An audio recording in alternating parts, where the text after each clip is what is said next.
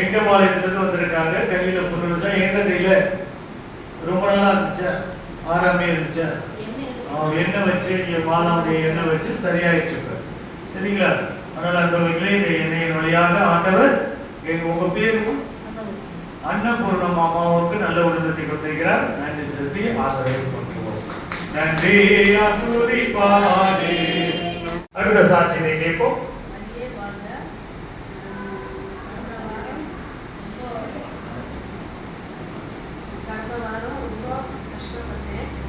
வீடு கட்டி நல்ல முறையில் வரணும் என்று நினைச்சிருந்தேன். அது கண்டிப்பாக எல்லாமே ஒரு அளவுக்கு நிறைவேறிடுச்சு. 6வது பூவராக நான் வீடு பிரதேசத்துக்கு நான் இருக்கிறேன். அதே சமயத்தில் பையனுக்கு ஒரு பொண்ணை பார்க்கணும்னு எனக்கு ஒரு ஆர்வம் இருக்குது. அதனால் அந்த பொண்ணை வந்து நல்லா பார்க்கணும், இந்த பொண்ணு தான் அப்படின்னு சொல்லி முடிவு பண்ணணுங்கிறது என்னோட கருத்து. அதுக்கு மாதாக்கிட்ட நான் வந்து நன்றி சொல்லி இது பண்ணணும் அப்படிங்கிறது என்னோட வேண்டிக்கோமா வேண்டிக்குவோம். நல்லது. இறைவனோடு நாம், இறை வார்த்தையில் நாம், என்னுடைய வாழ்க்கையில் நடந்து நான் சொல்கிறேன். எங்கள் பொண்ணு வயசுக்கு வந்தாச்சு.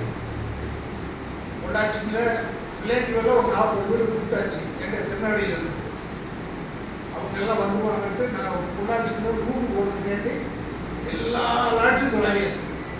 அப்போ அந்த சினிமா நடிகர்கள்லாம் புக் பண்ணிட்டாங்க. எனக்குன்னா கண்ணீரே வருது. ஒரு 40 பேர் வந்தாங்கன்னா அவங்க தங்கத்தை எங்க வைக்கிறது. அந்த வருத்தத்தோடையே நான் போய் பொள்ளாச்சி மாதாசுக்கு முன்னாடி வேண்டிட்டு நான் வீட்டுக்கு போகிறேன். என் எதிர ஒரு ஆள் வந்தார். அவரை நான் பார்க்கவே கிடையாது. அன்னைக்கு தான் பார்க்குறேன்.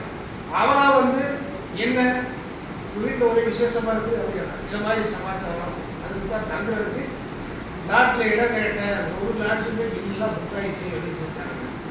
அவர் ஒன்றுமே சொல்லலை. அவர் ஒரு நகைக்கடை முதலாளியா அப்படிங்கிறதுன்னு எனக்கு தெரியாது. நேரம் வீட்டுக்குள்ள போனாரு. ஒரு கொத்து சாவியை கொடுத்து 8 வீடு இருக்குது, நீங்க நிகழ்ச்சி முடிச்சுட்டு கொடுங்க.